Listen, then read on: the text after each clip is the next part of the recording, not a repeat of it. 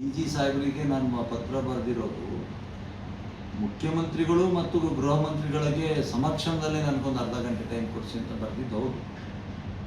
But ಆ ವಿಚಾರ ಏನು ಅಂತ ಈಗ ಯಾರ ಹತ್ರನೂ ಹೇಳೋಕ್ಕಾಗಲ್ಲ. ಅವ್ರು ಎದುರುಗಡೆ ಹೇಳಬೇಕು ಅಂತ ಇದ್ದೇನೆ. ಒಂದು ವೇಳೆ ಅವ್ರು ಟೈಮ್ ಕೊಡದೆ ಹೋದರೆ ಮುಂದಿನ ತಿಂಗಳು ನಾನು ವಿಸ್ತಾರವಾಗಿ ತಿಳಿಸ್ಬೇಕು ಅಂತ ಯೋಚನೆಯಲ್ಲಿ ಇದ್ದೇನೆ. ಓಕೆ, ಬೇಸಿಕ್ಕಾಗಿ ಏನು ಸರ್ ಆರೋಪ? ಅವ್ರು ಏನು ಮಾಡಿದ್ದಾರೆ ಸರ್ ಕನ್ನಡಿಗರಿಗೆ? ತುಂಬ ಅಧಿಕಾರಿಗಳು, ಒಬ್ಬರಲ್ಲ, ಹಿರಿಯ ಅಧಿಕಾರಿಗಳು ಕನ್ನಡಿಗರನ್ನು ತುಂಬ ನೋಡಿ. ಉದಾಹರಣೆ, ಎಲ್ಲ ಸಾಯ್ತಾ ಇರೋದು ಕನ್ನಡಿಗರ ಅಧಿಕಾರಿಗಳು. ಮೇಲಧಿಕಾರಿಗಳು ಯಾರಿಗಾರು ಆತ್ಮಹತ್ಯೆ ಮಾಡ್ಕೊಂಡಿದ್ದಾರೆ? ಇಲ್ಲ. ಯಾಕೆ ಈ ಥರ ಆಗ್ತಾ ಇದೆ ಅನ್ನೋದನ್ನ ಸರ್ಕಾರ ಗಮನಕ್ಕೆ ತರುವುದೇ ನನ್ನ ಉದ್ದೇಶ ಅಷ್ಟೇ. ನಮ್ಮ ಕನ್ನಡಿಗರಿಗೆ ಯಾವ ಥರ ಅನ್ಯಾಯ ಆಗ್ತದೆ ಎಳೆಯಾಗಿ ತಿಳಿಸ್ಬೇಕು ಅಂತ ಒಂದು ಇಷ್ಟಪಟ್ಟಿದ್ದೀನಿ. ನನಗೆ ಡಿ.ಜಿ ಸಾಹೇಬ್ರ ಬಗ್ಗೆ ನಂಬಿಕೆ ಇದೆ, ಪ್ರೀತಿ ಇದೆ. ಯಾಕಂದ್ರೆ ಅವರು ಒಬ್ಬ ಕನ್ನಡಿಗರಿಗೆ ಈಗ ಇಷ್ಟು ನೀವೇ ತುಂಬ ಜನ ನೋಡಿದ್ದೀರಿ. ಎಲ್ಲರೂ ತೀರೋಗಿದ್ದು ಯಾರು, ಸತ್ತೋದವ್ರು ಯಾರು? ಕನ್ನಡಿಗರ. ಹಾಗಾದ್ರೆ ಒಂದು ವಿಚಾರಣೆನಾದ್ರೂ ಪ್ರೂವ್ ಆಯ್ತಾ ಯಾರಿಂದ ಏನು ತೊಂದರೆ ಆಗಿದೆ ಅಂತ? ಹಾಗಾಗಿ ಯೋಚನೆ ಮಾಡಿದ್ದೀನಿ. ನಾನಿನ್ನು ಕೊನೆ 10 ದಿನ ಇದೆ. 10 ದಿನ ಇದ್ದಾಗ ನನಗೂ ಒಂದು 2-3 ಎಕ್ಸ್ಪ್ಲನೇಷನ್ ಕೇಳಿದ್ದಾರೆ.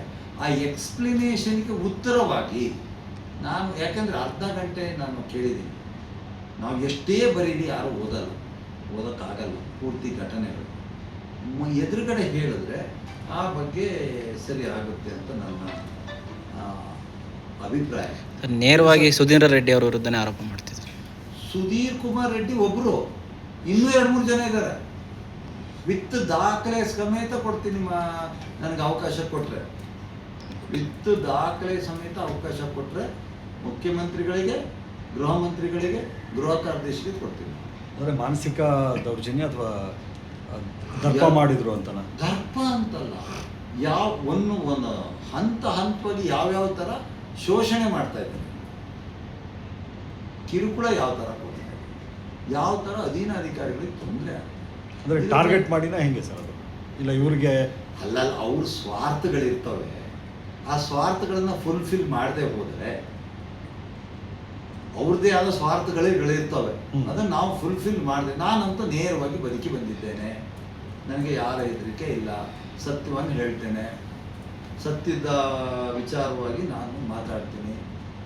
ಹಾಗಾಗಿ ನನಗೆ ಯಾವುದೇ ಬೇಸರ ಇಲ್ಲ. ಹೇಳಬೇಕು ಅಂತ ಅನಿಸಿದೆ.